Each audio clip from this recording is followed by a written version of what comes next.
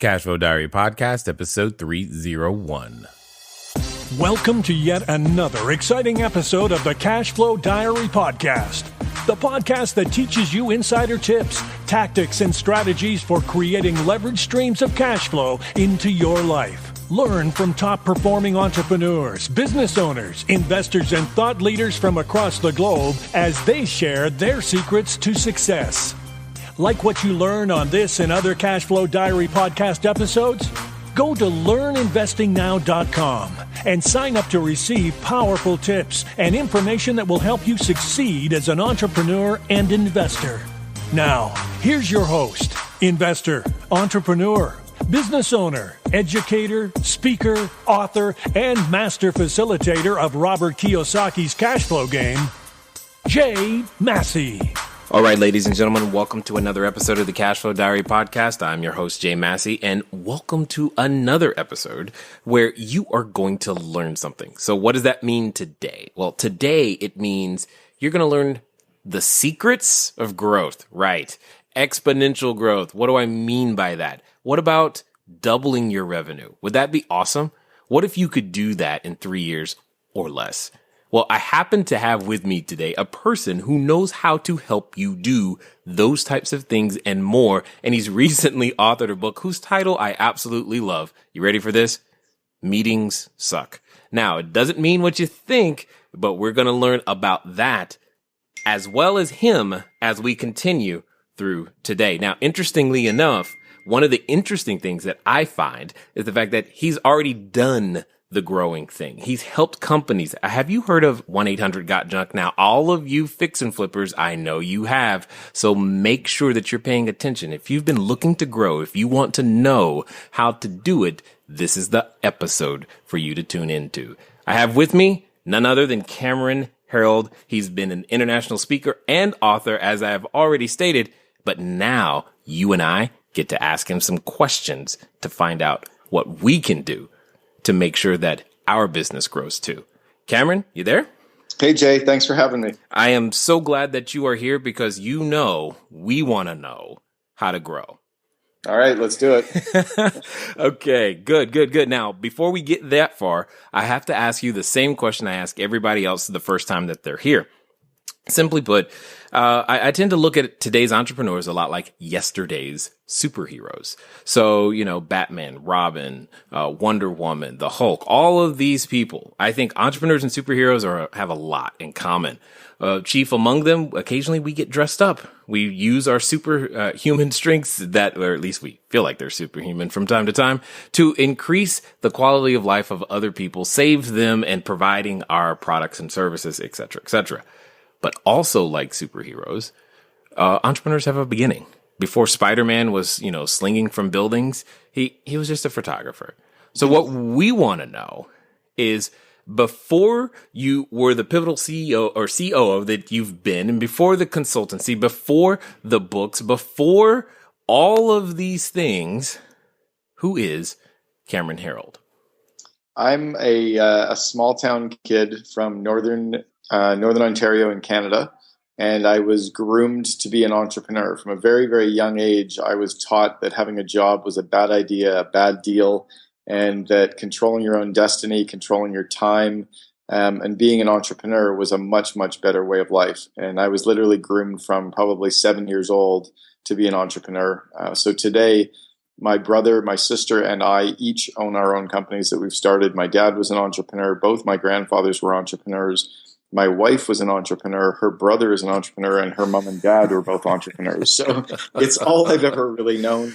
I don't really understand people that have jobs. I don't really understand people that work day to day. So before everything started, I was an entrepreneur. I don't think you had a choice, my friend. I had no choice.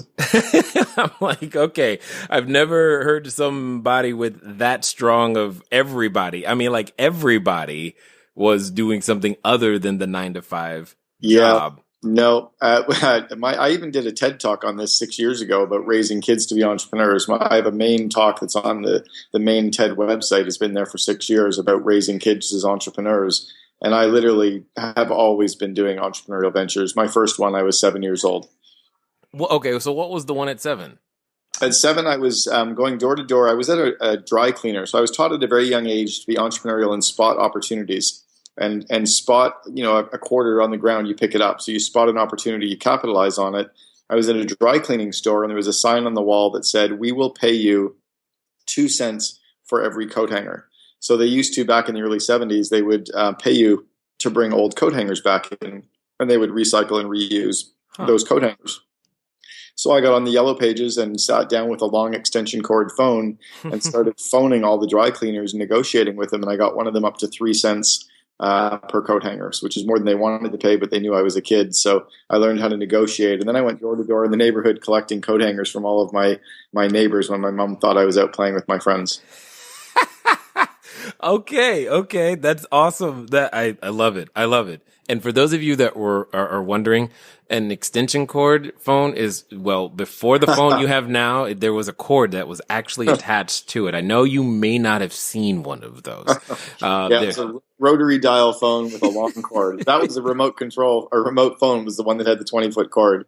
Yeah, exactly. I remember those. Okay, so this is awesome. So that you come from a world and an entire family, that has to be such an advantage from a emotional, mental support structure that I can't even possibly understand or relate to. Yes? Yeah, I think it's definitely an advantage in that, you're groomed that way and you don't see entrepreneurship as a risk, and everyone around you sees it as normal, and, chasing off after profits and building something doesn't seem like a bad thing. So, being an entrepreneur since around 1998 or 99 has started to become cool with the .com era.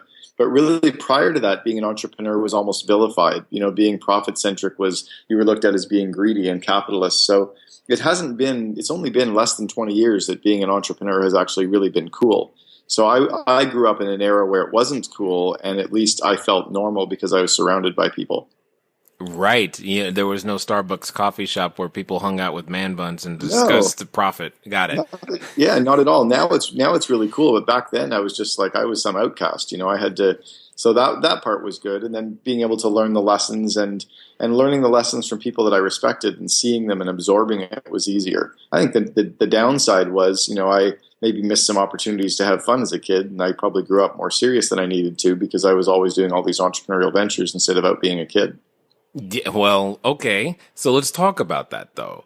When it comes to the whole idea of being too serious or too focused, and because there are a number of people, and some of you who are current clients, you know exactly who I'm talking about. I'm probably talking to you if you're wondering. Maybe they spend an extra amount of time on the ski slopes. Maybe they do some extra things, but they say they want this entrepreneurial thing to work, but they're doing all these other things too that may not necessarily be dedicated towards making it work. How does one separate am I really serious, or am I really going after this? Do I have to cut out everything else, Cameron? How do we make our business become something that is, worthwhile, so to speak, that we actually love and enjoy at the same time? Yeah, I think you actually do stay kind of reasonably balanced. You do stay engaged in other activities. You have to remain interested to remain interesting, and you need to detach and plug yourself back in and recharge. I think too often entrepreneurs start to feel guilty if they're not working 80, 100-hour weeks, but the reality is you're unproductive when you get past about 40 or 50 hours anyway. You're just not as productive. There's no superstar athlete that can operate on full absolute peak performance for 80 hours a week. So why do we think we can as an entrepreneur? You need time to recharge your batteries, to refresh, to relax, to get introspective, to disconnect from your true unique abilities. So taking time to have activities and have friends and go for lunch and just let your brain relax is a big thing. So I went for a run for an hour just before you and I hopped on our call, and that was just to disconnect. I'm going to go for a massage at the end of the day today. I'm going to go and hang out with my wife this evening. I took 4 weeks vacation out of the last 6 just to disconnect, and we went to Bali and to Hawaii in our family cottage. So, and I didn't work. I didn't check email. I didn't read business books. I didn't read business periodicals. So you need to be able to disconnect from that. But I had to learn that as more of a mature entrepreneur. It was harder for me in the early days. I used to feel guilty. Well, it's funny you mentioned that. I had a friend tell me once, I was on the phone and he was like, you just need to take Friday off. I'm like, what do you mean? How can I can't do that. That's not right. And well, long story short, that conversation has resulted in from 1 p.m. to 4 p.m. on Friday, you will not find me. You just won't find me because he was right. It has served like certain things like sleep, drinking more water and just that rest. I didn't realize actually made me more productive. I was like, wow, that's pretty cool. Yeah, it's huge stuff. I'm actually co-authoring a book right now with Hal Elrod. We're co-authoring The Miracle Morning for Entrepreneurs together. And that's just one of the things that we need to get people to understand is you need to start your day off right, but you also need to finish it off in the right way as well. You can't just work. Okay. So now was the examples that you had around you, was that where you learned that you can't just work, or did that just evolve?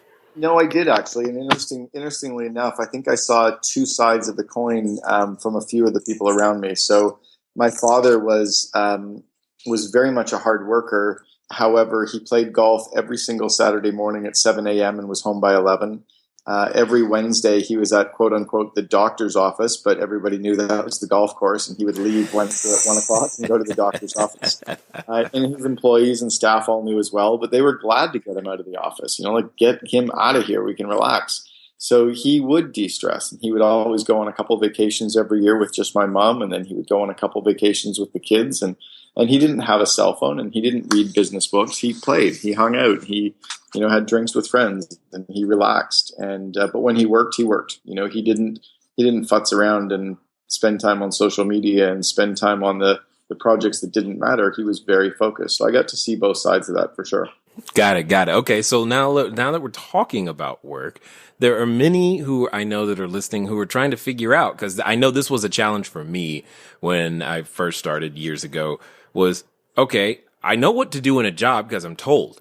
But now, not only do I not know what to do, I got to make whatever I think is a great idea grow into actual profit. Right. How do you learn that? This is kind of my superpower. It's funny because when you were talking about superheroes, I was trying to figure out which superhero worked backwards, but I kind of see everything in reverse. Okay. I see the end result and work it backwards. I see the vision and work it backwards. I see the goal and I break it down. So I actually kind of think of everything backwards, which is how I tend to get more done. And then I tend to work on the critical few things versus the important many. I think a lot of entrepreneurs get trapped into a lot of the busy work and being busy and spending time. And at the end of the day, their day's done, but they haven't necessarily gotten done what they need to get done. Sorry, my wife just walked by and she looked great. I just smiled and got distracted. And you can keep this in the podcast. I will. Don't worry, because we all get motivation from many different sources. Life is too short to not enjoy beautiful women.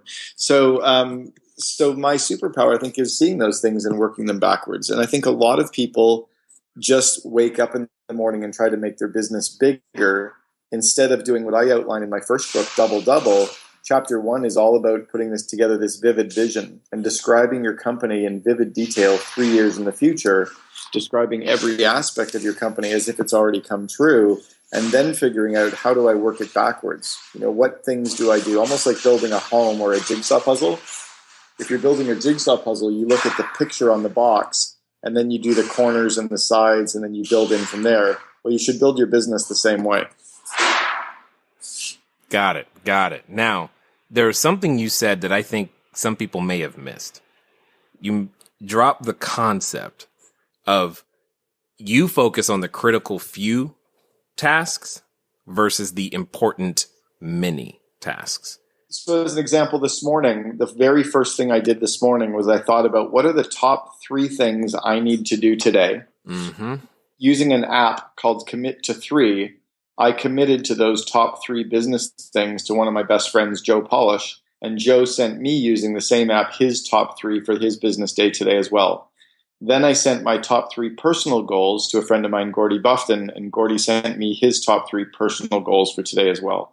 So now I've literally set my top 3 business, my top 3 personal, and those 3 goals nag me all day long. I've already gotten 2 of my business done and 1 of my personal done, but I know from this point until the end of the day, I'll be nagged to get those done, and I'll get the emails done, and I'll do my other work and my other meetings, but at least I knew the 3 big things I wanted to knock off today, and I'll get them done. Now, you repeat that habit over 220-odd business days, and you're starting to get some pretty cool stuff move forward. Yeah, I can see it. I see it's getting on base every day, just redefined in very, very simple ways. I'd love it. That's an easy tool that all of our listeners can use as well. Commit to 3 is actually an app that they can download, and it's free. Free is good. That means it's going to cost you a lot to use it. Just remember, it costs you discipline and time. And I'm assuming it sounds like there's a sharing capability between friends in there. Well, you can also do it amongst business associates. So I have some of the CEOs that I coach using it with their teams. I have one group that has his entire marketing department using it together so that everyone on the marketing team each commits to the top 3 things they're going to get done. Nice. Like a sprint throughout the day. So it's a really great way just to focus on the critical few things and then knowing that the busy work will get done as well. Right. That was the important many. I totally understood. Now, you mentioned something really briefly, and it's the title of the book, so I've got to ask. You say meetings suck, and I know for many people they just went, yes, they do. Tell us more. Why did you write it? What does meetings suck really mean to you? And how does that relate? How can that help us as entrepreneurs go out there and build our cash flow? Sure. I built 1-800-GOT-JUNK for over a period of 7 years and then left there 9 years ago, and I've been coaching CEOs ever since. I took them from 2 million to 106 million in 6 years. But in the last 9 years in coaching all these entrepreneurs all over the world, all of them at some point have said their meetings suck. And I kind of laugh and say, you know what? Meetings don't suck. We suck at running meetings. And I thought about the other day, or about 6 or 8 months ago, as the book was launching, we would never send our kid off to play Little League baseball without teaching him how to hold a bat or hold or throw a ball or catch a ball. We'd stand there 4 feet away and teach them the basics so they didn't feel completely embarrassed showing up for their first day at Little League. And yet we would let our employees go and attend a meeting or participate in a meeting or lead a meeting without any training whatsoever on running. So the reality is meetings don't suck at all. We've just never spent any of the time giving them the basics and the really good tools to run highly effective meetings. Because when you do, meetings are very, very profoundly impactful. Okay. So what would you say then, because I'm sure many of us on here have either participated in meetings and ran meetings that we all went, man, that sucked. And we're not looking forward to the meeting that we have this Thursday. So help us out. What do we need to do to help our meetings suck, to become better at it? The suck less is what I was going to say. Exactly. Exactly what I was thinking. Well, I'll give you a couple shortcuts. Every meeting has to start on time, period. Just start. Every meeting has to stop 5 minutes early, which gives you time to walk down the hall, talk to your assistant, get a cup of coffee, and be sitting down to start your next meeting on time. Imagine if you were an Olympic swimmer showing up for a swim race that started at 8:05. You can't show up right at 8:05 and run onto the deck and go, hey, I'm here, because the gun's going off. You need to be there 5 minutes early. So if you're not 5 minutes early, you're late. And you need to build that mantra into your organization. Book every meeting for half the time you first think about booking it for. So if you're going to book it for a day, book it for a half a day. You will get it done in less time. If you think about doing an hour call, do it in 30 minutes. And then the final kind of core point is every meeting must have a tight agenda and allow your employees to say no agenda, no attenda. And the agenda just basically has to be, what are we covering? In what order are we covering those items? And how many minutes are we going to spend on each of the agenda items? And just a very simple, tight agenda like that, with starting on time, stopping on time, and booking the meetings for half the time, you're going to get more done with less people faster. So, you don't like sitting around the table for 4 hours just trying to figure out what everybody's going to talk about? It's why I would never nonprofit. I'll go crazy working with government or nonprofit. Right. Totally understood. Okay. So is that how did you start out running meetings that way? Is that just how because my brain does not work that way. Yeah, I was got some very, very early training in one of my first real businesses was with a company called College Pro Painters, and I was a franchisee And College Pro essentially has to grow a 9,000 person company from scratch every year. They get 800 franchisees who go out and get 8,000 painters, produce 64 million in revenue between May 1st and August 31st, and then 9,000 people go back to school. And I was on the leadership team of that company, building the 9,000 person company every year for 7 years. We became very operationally excellent at not wasting time because we didn't have time to waste. So yeah, I was hardwired and trained on these systems because 1 week was 7% of our year. Most companies, 1 week is only 2% of the year. Wow. That just sounds like an impressive undertaking, no matter where or when or who you're working with there.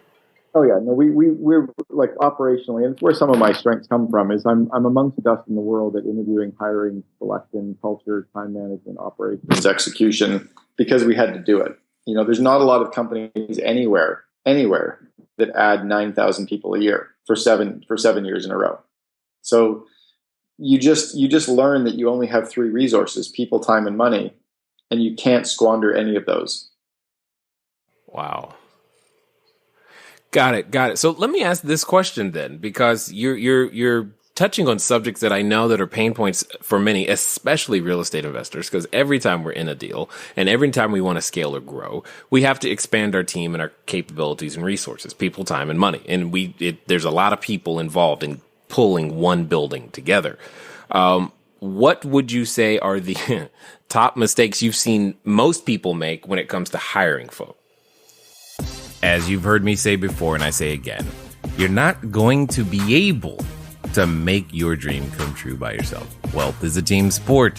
Hopefully, you're being able to pick up today some things that will help you become a bigger, better, badder investor, and more importantly, take that next step on your journey. So, speaking of next steps, why don't you go over to CashFlowDiary.com/free book. Again, CashFlowDiary.com/free book and get a free PDF copy of my book, Cashflow Diary, 10 Steps to Creating Wealth in Any Economy. It's a great start. It's a good next step. Now, let's get back to the rest of the show. Most people just hire the person. Most people hire based on the candidates that they have, but they don't sit and think critically about what are they looking for and what do they need that person to do, and then kind of what measurable results can they see if the person has already done. So as an example, I was talking to a friend of mine in town who's a real estate investor, a guy named Dean Graziosi, who many of you may know Dean, but Dean's built a really cool business in the real estate space. And we were talking about people. And I said, at the end of the day, if you were hiring a swimmer, most people would look for a fast swimmer who's strong, they're experienced with all strokes, they're competitive, and they're a team player.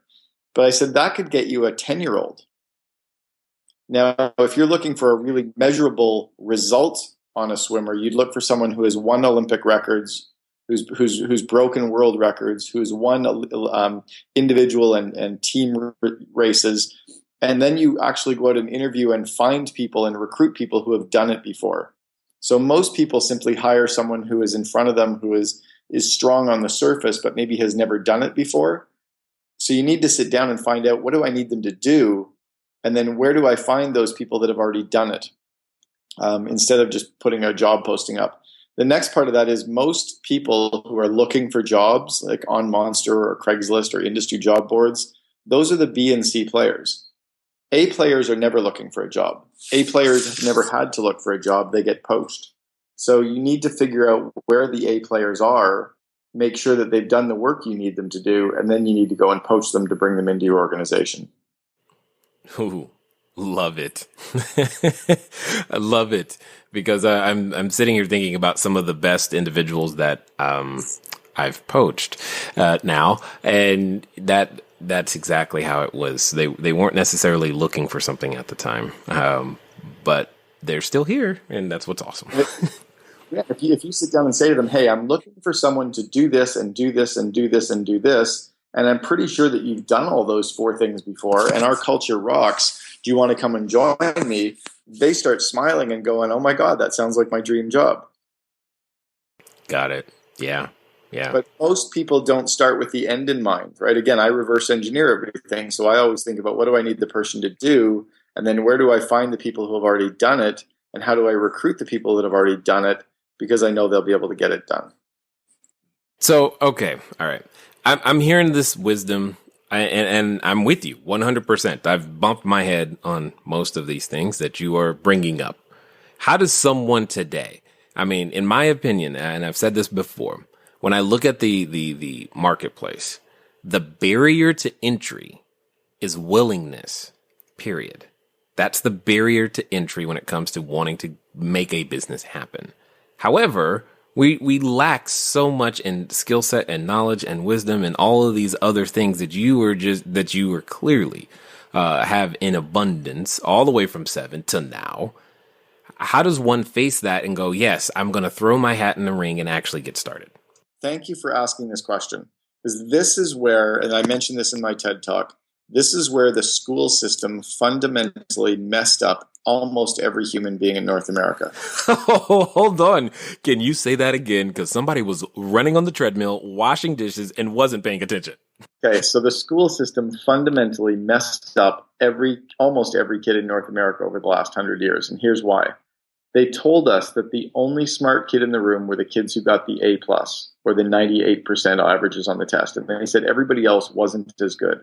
They said the B students and the C students were stupid. The C's and the D's were stupid. They said that the only smart and good and worthy kids were the ones who could memorize everything. So think about this for a second. Why do we actually have to memorize anything when all the information is already accessible? Right. Maybe the smartest kids in the room are the ones who know how to network. Maybe the smartest kids in the room are the ones who are vulnerable and can put their hand up and say, I don't know how to do this. Who does? I don't know how to do this. Who can show me? Who can help me? Who connect me? Or Google. Maybe the smartest kids in the room aren't the ones who know all this information, but know where they're going, and then can reverse engineer that and say, who are the people that have gone before me that can show me how to do these components? And maybe I don't need to hire full-time people at all. Maybe I can hire experts to work on 4-hour projects, because all we need to do is hire people to get stuff done. We don't need to hire people. I had a CEO that I coached the other day that runs a $100 million company. He said, I need to hire a director of marketing. And I said, no, you have a bunch of marketing projects you need to get done. And he goes, well, I need a director of marketing. I said, no, you have a bunch of marketing projects that you need to get done. He goes, what do you mean? And I said, well, let's make a list of all those projects. Can we delete a few of them? Can we delegate a few of them? Can we outsource a few of them?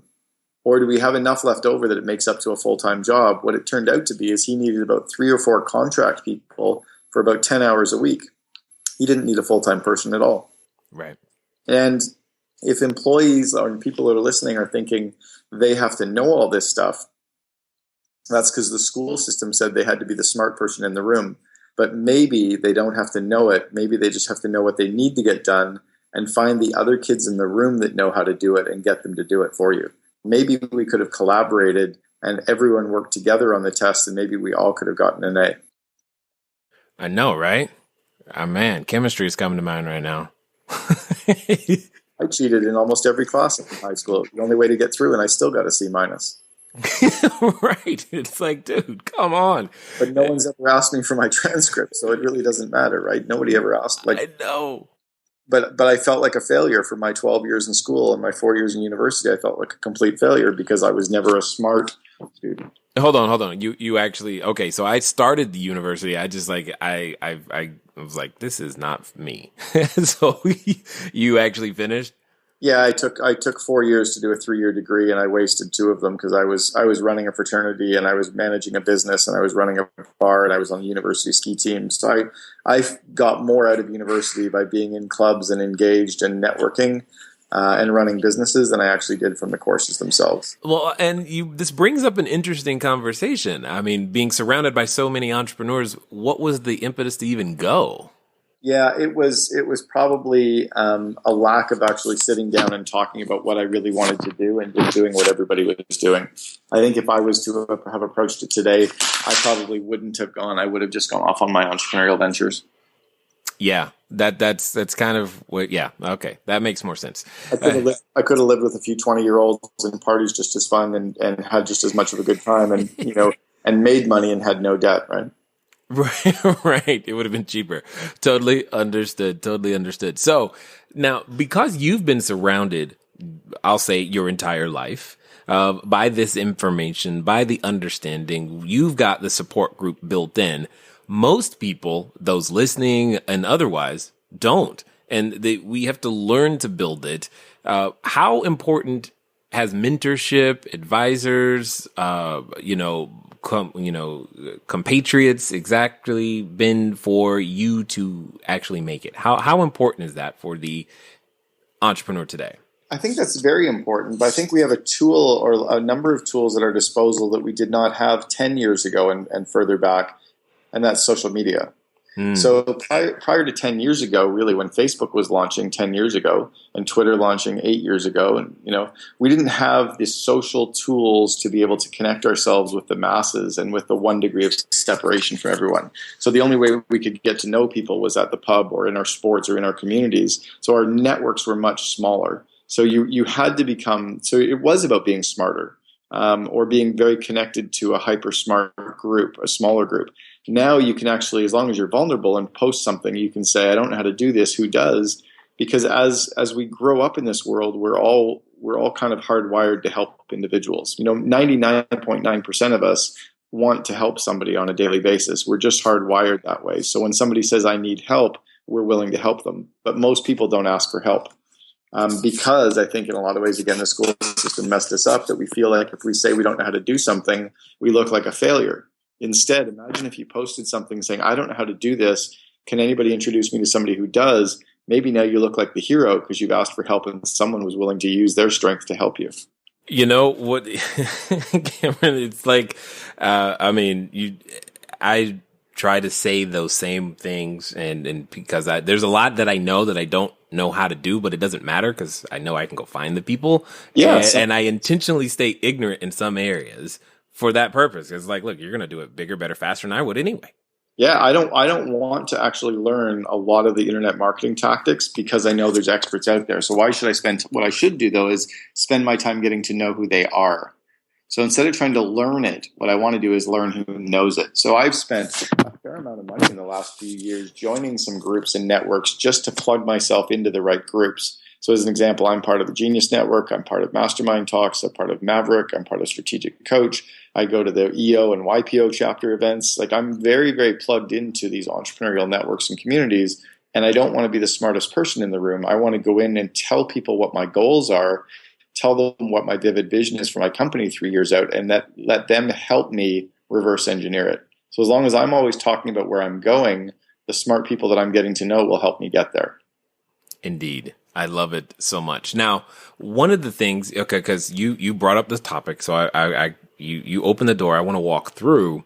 Is I strongly believe that one of the skill sets that the school system, education, does not help us with, but we must learn is there's like actually a technique to learning how to fail, and not knowing how to fail makes it challenging to even want to broach the subject, with two exceptions majorly, one being artists, the other being sports athletes. Artists and athletes, they know how to fail and still move forward because they don't get to, you don't get to play the music right until you practice, rehearse, drill, and try it again.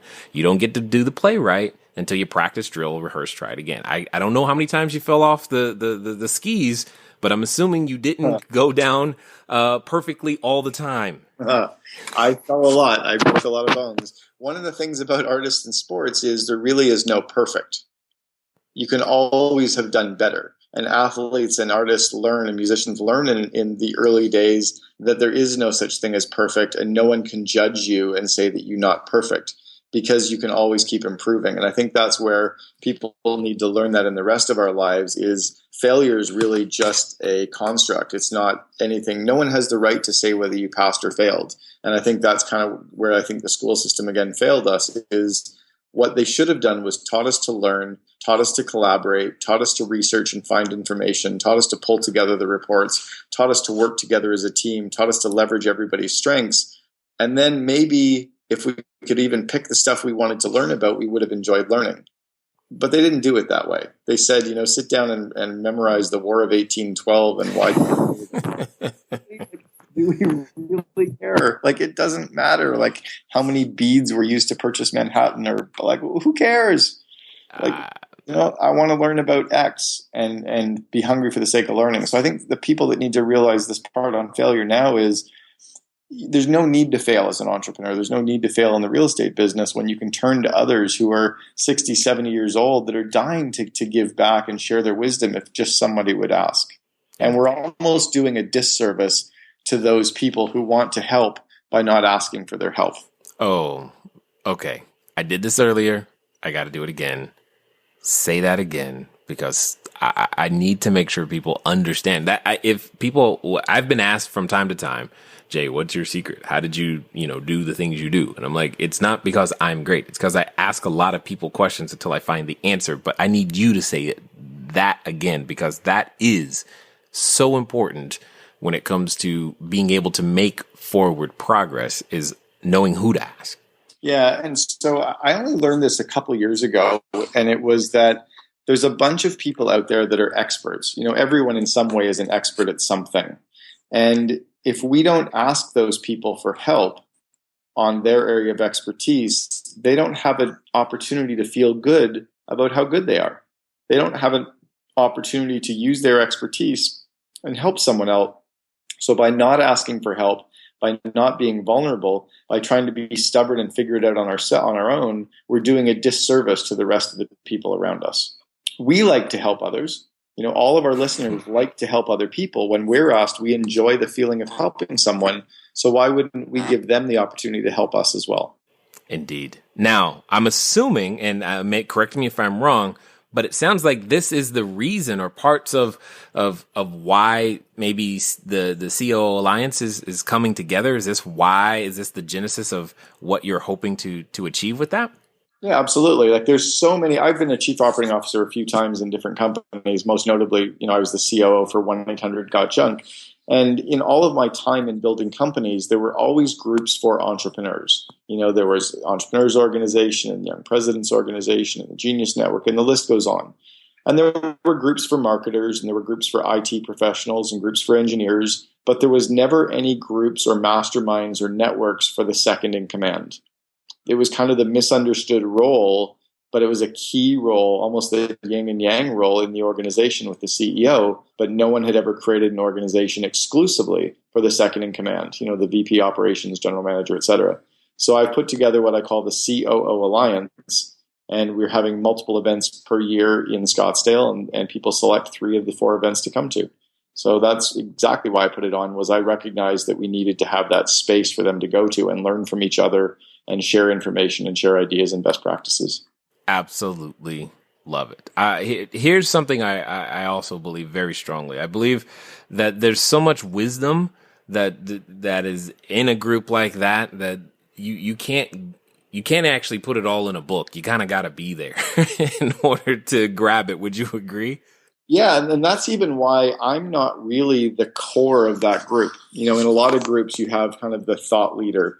I'm not trying to be the thought leader for the COO Alliance. It's really that mastermind of people that are running like companies. So, the little bit larger companies, but they typically are doing between 5 million and 500 million in revenue, typically between about 50 employees and 4,000 employees. And it's just really that strong, trusted resource of these second in commands who want to get better in their role and who want to build better companies. Yeah, totally understood. And just for the sake of clarification, because there may be an individual or two, what would you say is the role of the COO? So the first and kind of most primary role is to make the CEO iconic. So the role of the second in command is to buffer the CEO from bad news, to allow the CEO to be the bearer of good news, and then the COO is kind of the operational bearer of anything negative. The second is to really buffer the CEO and pick up on all of their areas of either weakness or the areas that they don't love, to allow the CEO to work in their area of unique ability. So that's why you want a second in command who loves the stuff and is amazing at what they do, and they wouldn't necessarily want to do the stuff the entrepreneur does. So it's a very yin-yang approach. But they can be completely different COOs. You can have one who's very outward-facing or one who's inward-facing. You could have one who's operationally focused, one who's systems focused, one who's sales and marketing focused. Very different engineering process focused, very different types of second in commands. But it's really to be that balance or the yin-yang with the CEO and then to make the CEO iconic. Those would really be the two primary roles. Excellent. And before I get the question, because I know someone's going to email or ask, what would you say? What's the best way to attract that CEO that is the yin to my yang? So for the CEO, best way to attract the COO is first to start making a list of everything that they do. So you, as an entrepreneur, the CEO, make an activity inventory, almost like someone was videotaping you for the course of a month, and then write down everything you see yourself doing. And then categorize all the stuff that you do in one of four ways.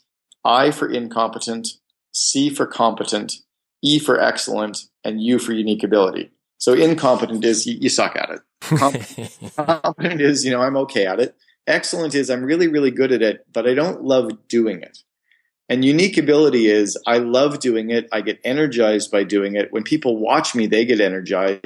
It's like I would do it for free, except my kids have to sleep. And that's unique ability. Then what you want to do as the COO is delegate all of the I's and C's and hire a COO who takes all of the excellence off your plate. And that happens to be their unique ability areas. So you want a COO who takes all the things that you're excellent at but don't love doing, but they happen to love those things and they're excellent as well. And that's where you have a really true strong match. The second part of that really strong match, though, is the trust and really making sure that you build the very strong, unbreakable team like a marriage or a partnership is, right? Really working on that team approach constantly. Excellent. And for those of you listening, I'm going to translate that for one small second, because I know you guys have heard it before, but this is why Jay doesn't do paperwork or QuickBooks. Okay. There you go. Simple as that. I don't do those things because those are would you say incompetent? And what was the other one? So you've got incompetent, competent, excellent, and unique ability. Yeah, yes. So yeah, you know how many times I tried to do my own books before I realized, you know what, I should actually find someone else to do this. And how many times I've tried to do my own paperwork. Like, I know it sounds crazy, but doing paperwork is like, oh my God. Even think around your own home. If you have the ability to earn $100 an hour or $500 an hour or $1,000 an hour or $10,000 an hour, if you have the ability to earn that kind of wage, let's even just say on $100 an hour, if you have the ability to earn that, why would you do housework? Why would you cut your own lawn? Why would you make your own food? Why would you spend time going to the grocery store? Why would you spend time doing $15 an hour tasks when you could outsource those and spend that hour or two either with your family or friends or making $100 an hour? So you start outsourcing everything that you're competent at, or that you don't love doing, so that you only do the unique ability areas. Exactly. I wish there was like more schooling for all of, like, what would be really neat? What I think would be really neat, Cameron, is if there was a school or some sort of educational process for each of the C-suites, and that the entrepreneurs could understand how to work with them. Because I know that was one of my challenges is as the company grew was figuring out what is a CFO, CEO, COO supposed to do? Because I don't know. So my question to you really is for all of those people who just don't know how to even utilize you're right. You got the three resources, but we don't know how to always utilize the people. What's going to be the best way for them to get, more information from you? Because I feel like you would know how to help us learn that. Yeah. So I think it really comes down to the ability for you to start building your network, or for our listeners to build their network of other entrepreneurs in their space, and to be able to have that shared resource and time where you disconnect from your iPhone and your laptops and you just go and hang out and have breakfast or go for a hike or go for a run or play golf together and talk to them about what they're doing and how they're doing it, and not pretend that we always have our shit together. Like, it's okay that we don't have to do this stuff, right? The reality is all of us wake up every day thinking this is the biggest thing I've ever done. Every entrepreneur at some point in their day realizes that I don't really know what I'm doing. This is the biggest business I've ever run. You're not supposed to tell them that, Cameron. Come on, man. But as soon as we're okay with that, then we can start learning. Oh, my goodness. I'm working with the CEO of a major, one of the top 80 companies in North America. I'm not going to give you the name of the brand, but he runs a major company. And I sat down with him years ago at breakfast, and he laughed at me and he said, I kind of wonder when people are going to wake up in the morning and realize that I have no idea what I'm doing. Right? Like, he's got the skill, he's got the past, but it's still the biggest thing he's ever done. So as soon as you can say that and say, what would you do? What's the role of a CFO? What's the role of a marketer? And then you learn from other people. Then all of a sudden you're grabbing onto some of their experience and they can learn from you. But it's more that wisdom of the crowd instead of, again, what the school system said was we have to know all this ourselves. Maybe we don't. Maybe everybody in the classroom together combined has enough of the wisdom and answers to be able to pull together an A+ on every test. I agree. I want to go to that school, my friend. I want to go to that school. So, for those that have listened this far, and I know they're resonating, how can we get maybe a copy of the book, find out more about what you guys got going on, maybe even attend some of the events? Sure. Yeah. So, both of my current books, Meetings Suck and Double Double, are both available on Amazon and iTunes. Double Double is also available on Audible.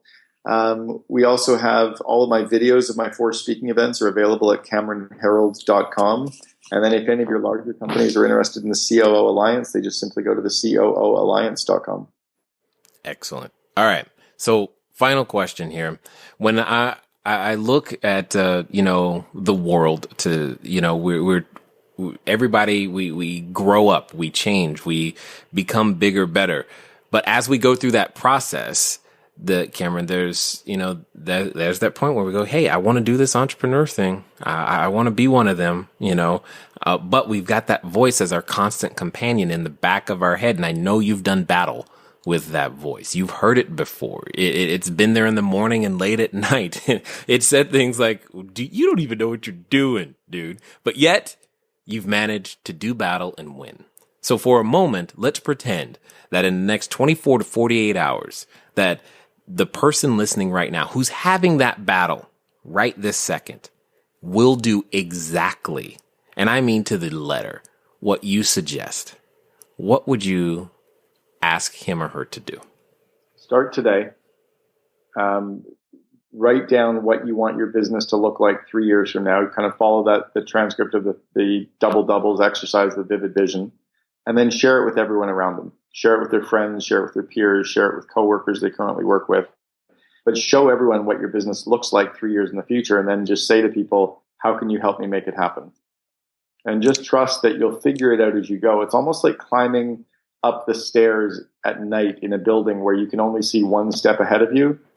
Trust that when you get to the 30th step, you'll be able to see the 31st step. When you get to the 31st, you'll see the 32nd. Don't worry about running a company with 50 employees on day one. When you've got 45 employees, having 50 will be a lot easier. Indeed. I definitely appreciate you taking the time to share your wisdom and being willing to not only write it down, but also do something about it by trying to create some change with your alliance and just letting us know that it's okay to not be good at the beginning. So I definitely appreciate the time that you've invested here with us at the Cashflow Diary. Awesome, Jay. Thanks for having me. Really appreciate it. I had fun. All right, ladies and gentlemen, you know what time it is. It's time for you to move at the speed of instruction. What does that mean? That means you probably have 2 books you need to go pick up, right? Because yes, your meetings currently suck, but they don't have to stay that way. And if you really want to grow that revenue, Double Double is probably a good way to do it. And no, I'm not talking about in and out. So it's been fun talking to you guys today. I look forward to talking to you soon. Until next time.